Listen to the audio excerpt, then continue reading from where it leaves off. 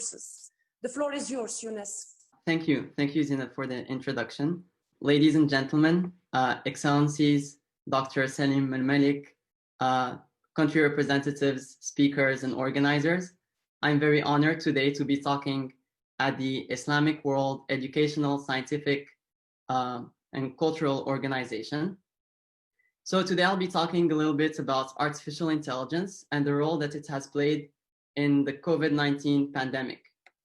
So before I start, I want to give everyone a small overview of what I'll be talking about. First, I'm going to talk about online education and COVID-19. Then I'm going to talk about some of the issues with online learning.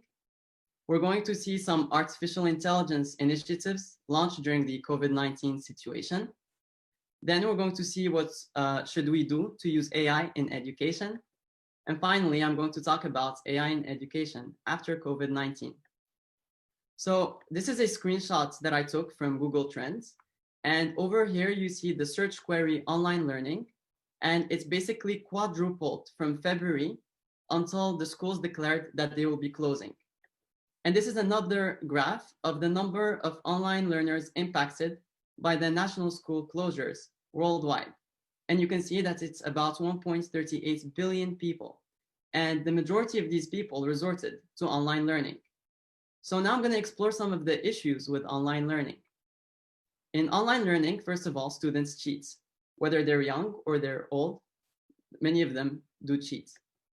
There are low retention rates in online courses, and many of them are not personalized, so they have a one-fits-all model.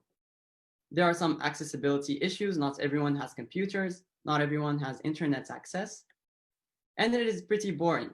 And finally, there are many distractions. So now I'm going to talk about some of the ways AI could help us. And as you can see over here, student surveillance increases as tests go remote. So we can use AI to stop people from cheating. By using face verification and voice identification, you can decide whether someone is actually representing his true self or not. You can add keystroke detection. So when people are typing, you can identify whether it is them who are typing or it is someone else just based off the time difference between different keystrokes in different letters. And finally, you can even have gaze detection.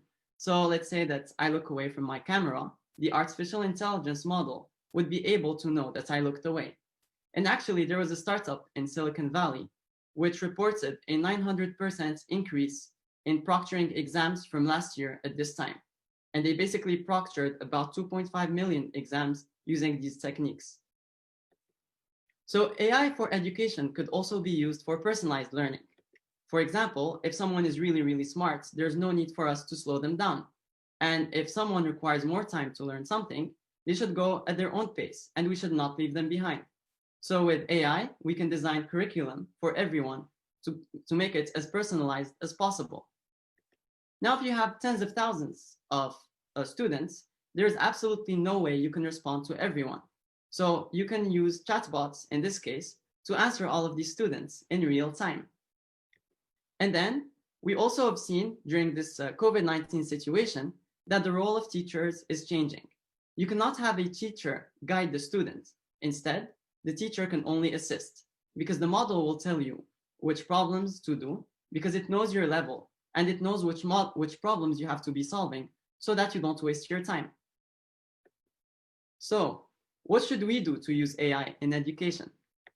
First, we have to bring about digitization and accessibility. We have to bring computers and internet to people.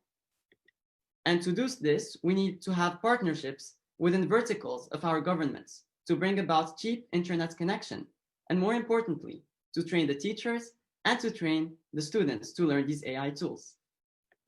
And finally, we have to make sure that our systems are secure because we do not want to have privacy issues. So AI in education after COVID-19 is going to improve dramatically. As we have more data, our models become better. We have better surveillance systems, better personalized learning, and better chatbots.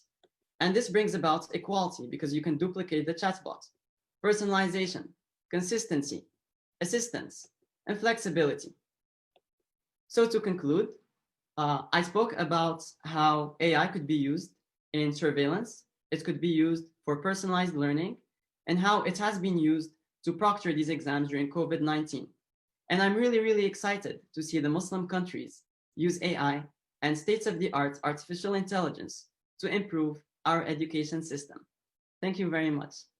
Thank you very much, Younes. And I'm glad to mention that you are the co-author of one of the most viewed and followed MOOCs related to AI in the world.